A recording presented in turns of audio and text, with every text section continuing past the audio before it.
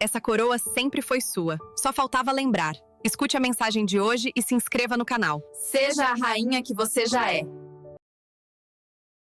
Autoestima é como vidro. Você só percebe que está quebrada quando tenta se apoiar nela. E foi isso que aconteceu com a Rosane. Uma mulher comum, casada, 2 filhos, sorrisos falsos em fotos perfeitas. Mas por trás do brilho do Instagram, ela chorava escondida no banheiro. Você vai conhecer a história de uma mulher que acreditava que o amor era se doar até sangrar. Até descobrir que o amor não deveria doer. Responde aqui nos comentários. De qual cidade você está assistindo esse vídeo? Agora sei porque você não vai conseguir sair daqui até escutar a última frase.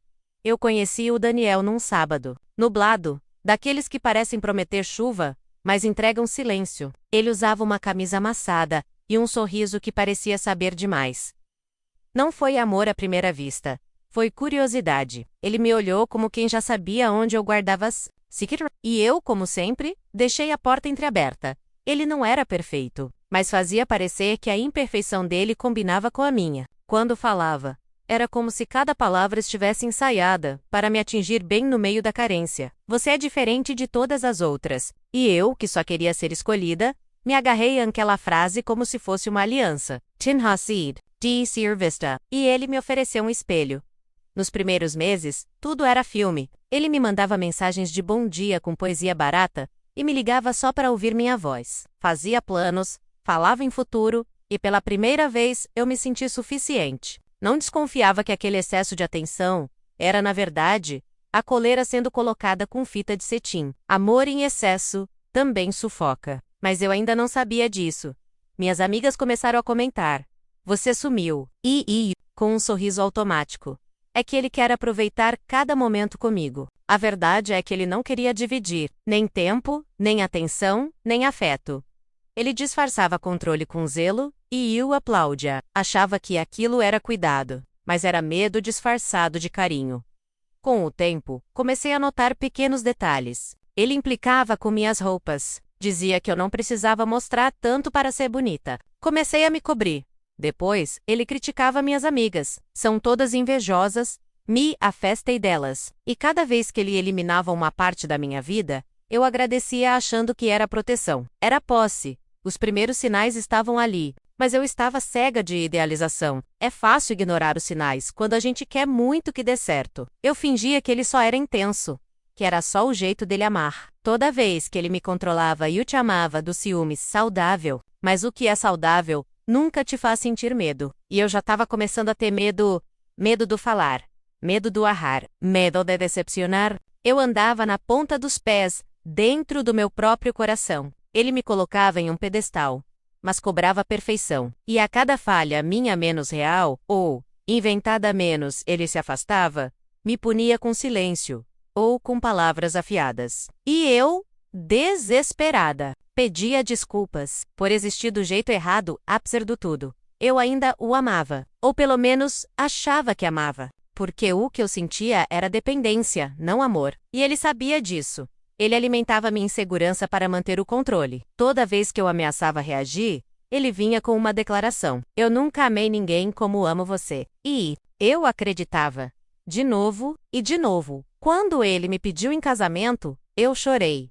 Não de alegria. De alívio. Achei que aquilo fosse me garantir alguma segurança. Pensei, agora ele vai parar de duvidar de mim. Agora ele vai confiar. Mas o que ele queria não era um lar, era uma prisão, com aliança. E eu entrei, sorrindo, achando que era o começo de uma história feliz. Abandonei meu emprego para acompanhar ele numa nova cidade. Longe do tudo. Longe do todos. Ele dizia, agora é só a gente. E eu sorria, sem perceber que tinha deixado para trás a minha rede de proteção. Me tornei dona de casa, esposa exemplar. Cozinheira, amante, secretária, e aos poucos, fui deixando de ser. Eu já não reconhecia meu reflexo, usava roupas que ele aprovava, falava apenas quando ele me comportava como ele esperava. A cada dia, eu morria um pouco, mas ninguém percebia, porque nas redes sociais, nossa vida era perfeita, fotos sorrindo, legendas apaixonadas, e muitos likes. Só eu sabia o quanto aquilo doía.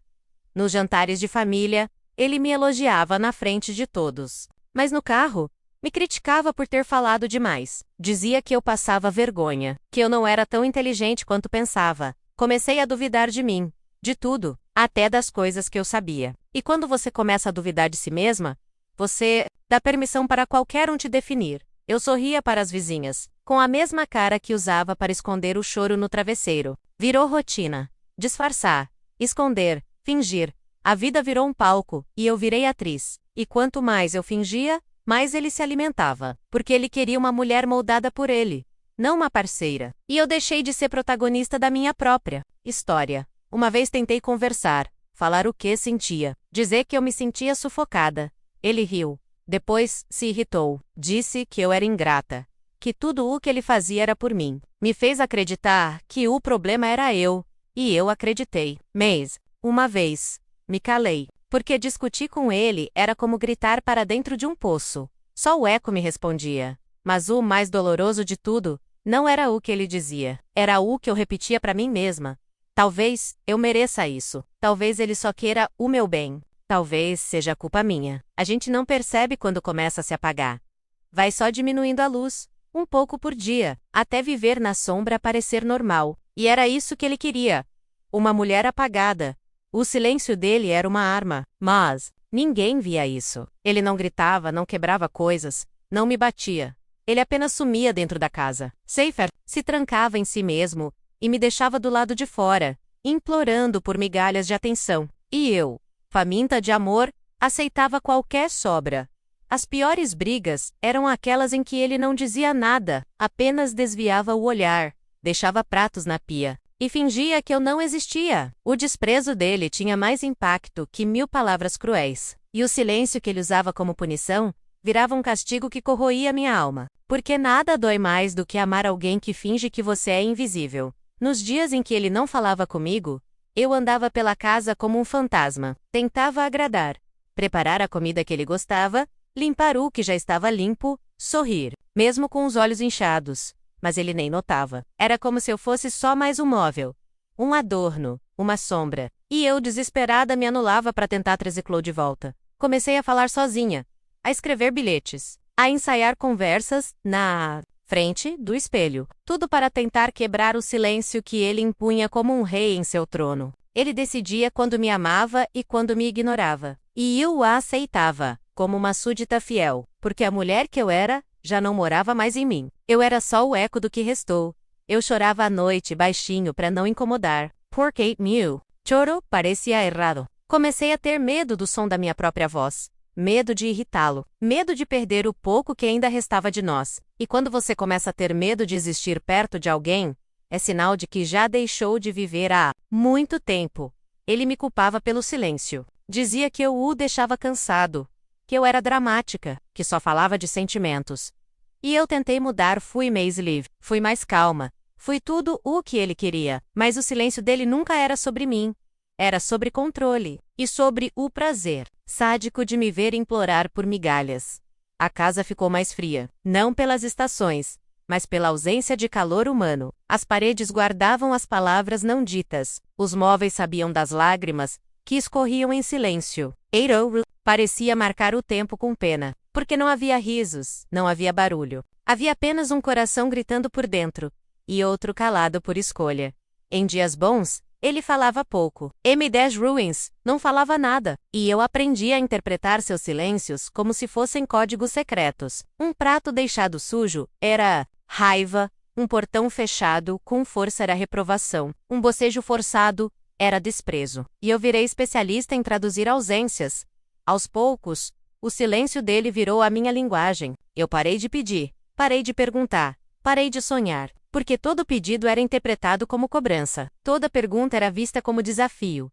Todo sonho era tratado como besteira. E assim, fui me encolhendo dentro da minha própria pele. Tornei pequena, calada, submissa.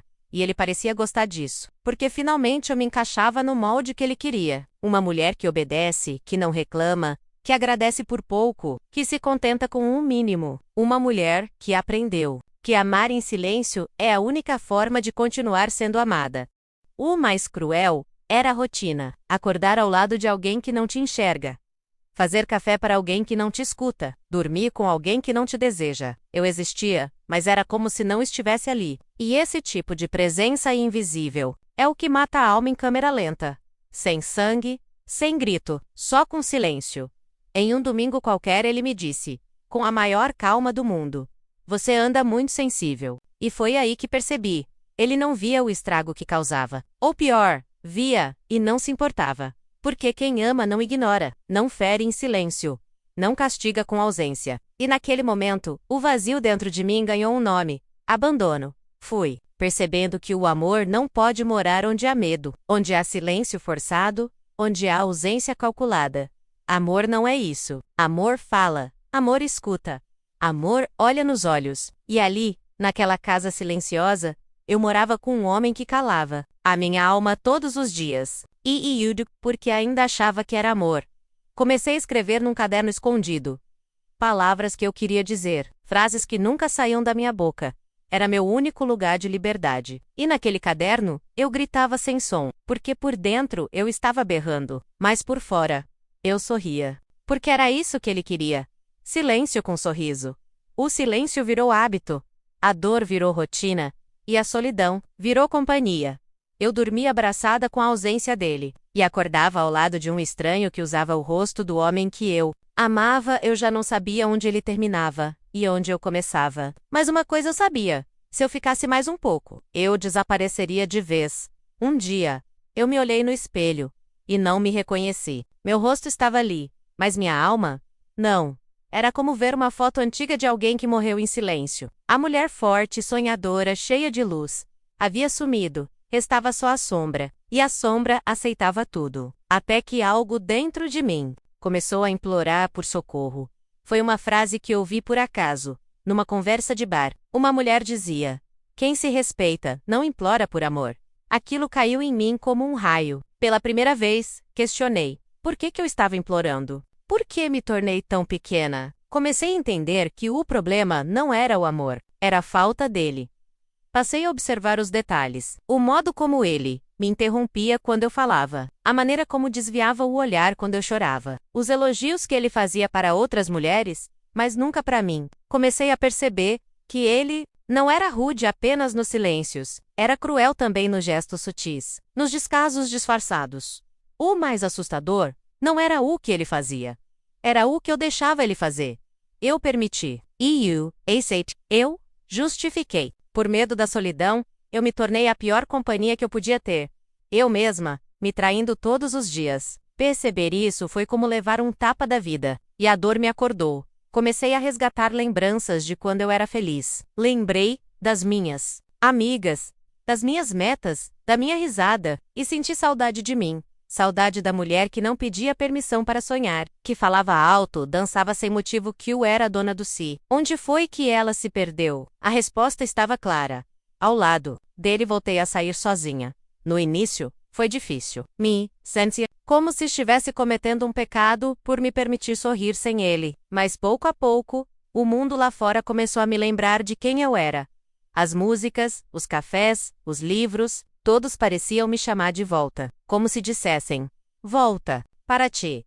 Numa dessas tardes, uma amiga antiga me ligou. Ela disse que sonhou comigo. Disse que no sonho, eu estava no jardim, chorando. E ela me dizia: você não precisa ficar aí. Vem. Foi como um sinal, porque eu vivia num deserto emocional. E aquele jardim era tudo o que eu tinha esquecido que merecia.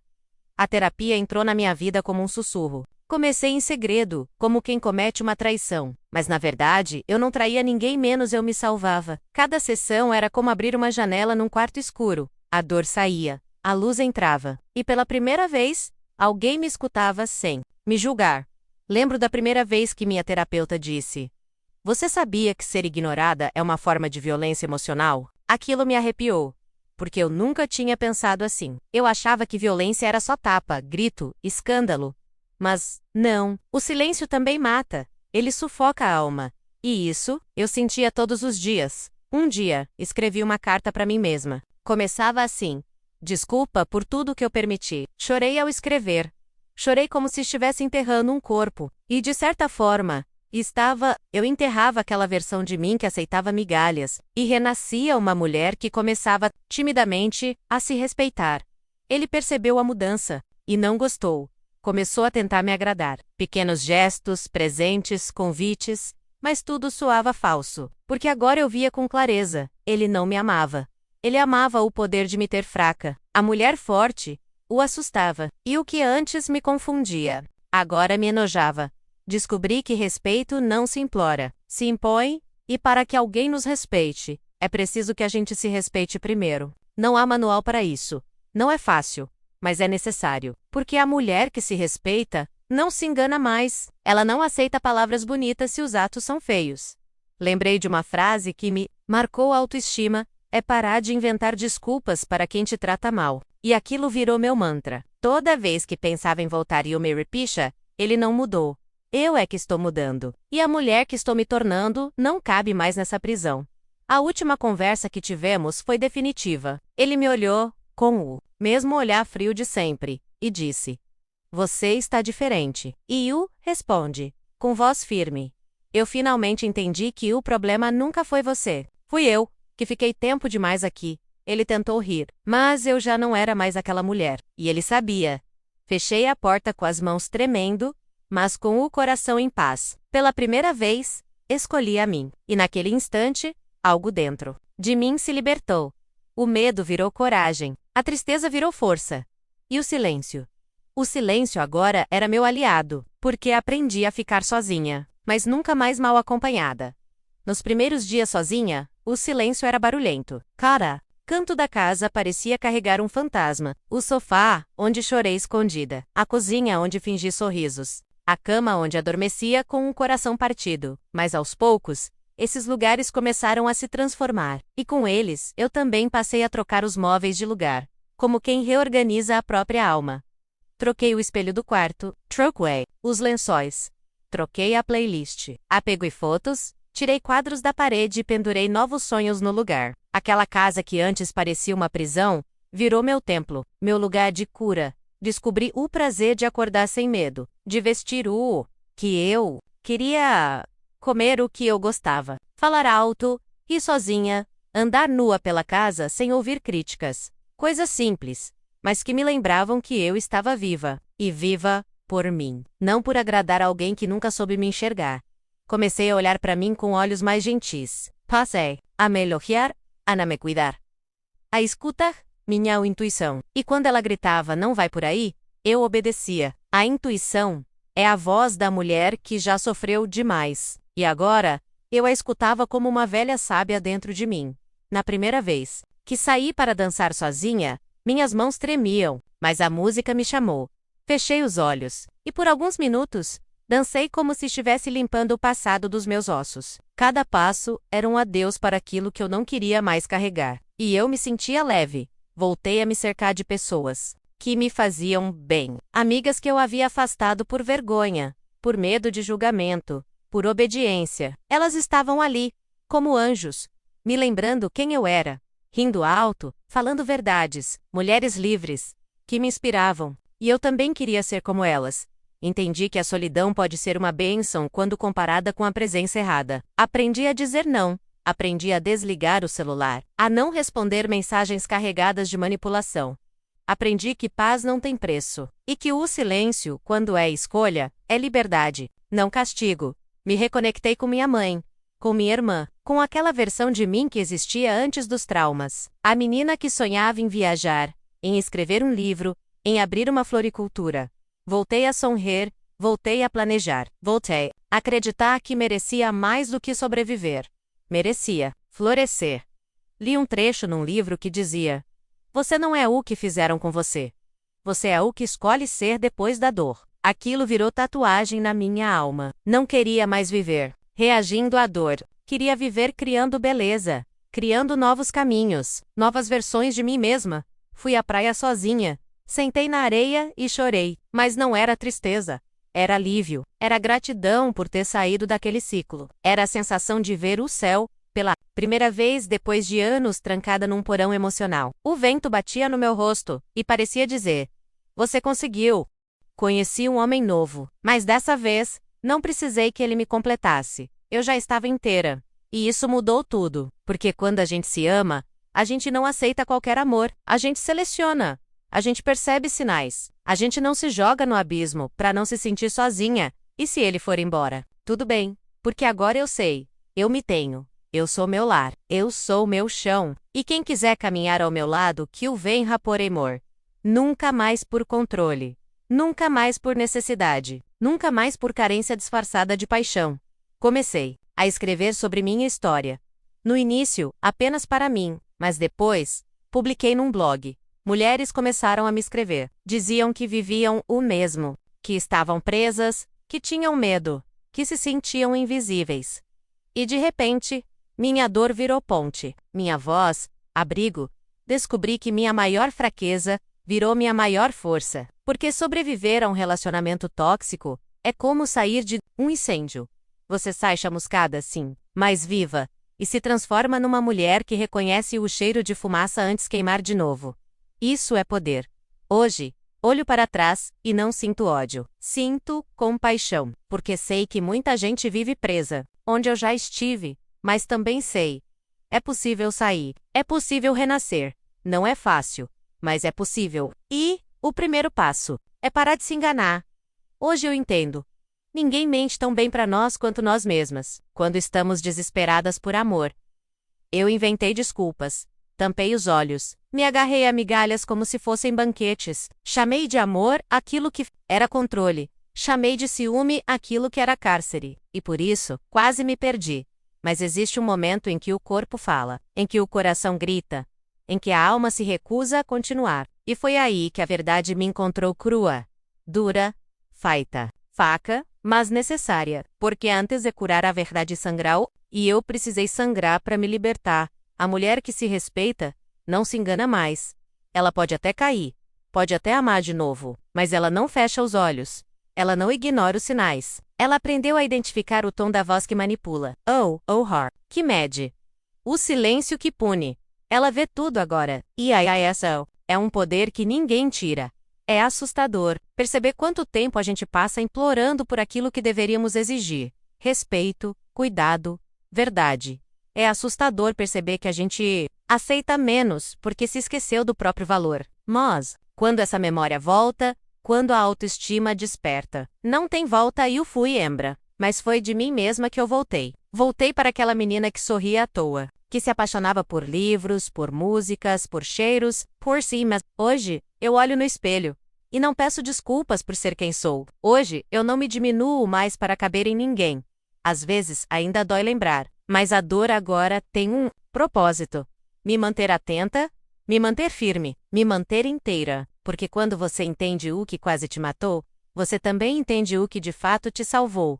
O seu próprio amor, o seu grito, a sua coragem. Ele tentou voltar. Mandy Flores. Chorou, disse que mudaria. Mas dessa vez, eu não me emocionei. Porque o coração pode amar, mas a alma sabe o que merece. E eu aprendi a escutar minha alma. Disse não. Disse basta. E dormi, tranquila. Pela primeira vez em anos. Dormi em paz. Não foi vingança. Foi justiça. A justiça de quem se escolheu. De quem cansou de viver pela metade. De quem entendeu que homem nenhum vale a sua saúde mental. Que o verdadeiro amor próprio começa quando você decide que sua paz vale mais que qualquer paixão.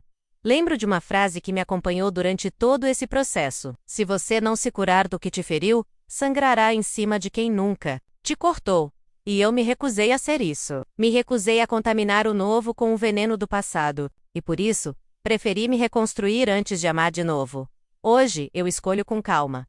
Não porque tenho medo de me machucar, mas porque aprendi o valor do meu tempo, da minha energia, do meu silêncio. Se não for para somar, não entra. Safer, para repetir o ciclo, nem começa. E isso não é frieza. É amor próprio em forma de blindagem. Quando olho para outras mulheres vivendo o que vivi, eu não julgo, eu abraço. Porque sei o quanto é difícil sair, mas também sei que a saída existe. E que o primeiro passo não é denunciar, nem terminar. O primeiro passo é enxergar. Enxergar o que está acontecendo. Prior, Daisy Enganar, Vokanauasta. Louca, você não tá exagerando. Você não tá sozinha. E se tem alguém aí dizendo que ninguém vai te querer com filhos, ou que você é difícil demais, ou que você precisa mudar. Lembre-se, quem ama de verdade te quer como você é e te ajuda a crescer, não a se anular. Se você sente que está se apagando, não espere a escuridão total para agir. Uma mulher que se respeita é luz, é fogo, é tempestade. Não nasceu para viver em silêncio, nem para viver com medo. Nasceu para voar. E se alguém tenta cortar suas asas, é você quem precisa sair da gaiola. Você não precisa ser forte o tempo todo, mas precisa ser fiel a si mesma, porque ninguém vai te salvar, ninguém vai te levantar todos os dias. Essa força vem de dentro. E quando você acessa isso, meu amor, o mundo muda, as portas se abrem, e a liberdade enfim chega. Você merece mais, mais que migalhas, mais que promessas vazias, mais que desculpas repetidas. Você merece amor de verdade, mas acima de tudo, merece se amar. Porque quando a mulher entende quem ela é, não aceita menos do que merece. E nunca mais se engana. Se isso te tocou, é porque esse vídeo precisava chegar até você. Já viveu algo parecido com isso? Deixe nos comentários e compartilhe com alguém que precisa se libertar. Se inscreva no canal, mas só se tiver coragem de olhar para dentro. Porque a verdade liberta. Transforme sua autoestima em um ritual diário. Conheça o e-book Autoestima Diária de Rainha, 365 mensagens para fortalecer sua mente, seu coração e sua verdade. Um passo por dia rumo à sua versão mais e poderosa. O link está na descrição do canal.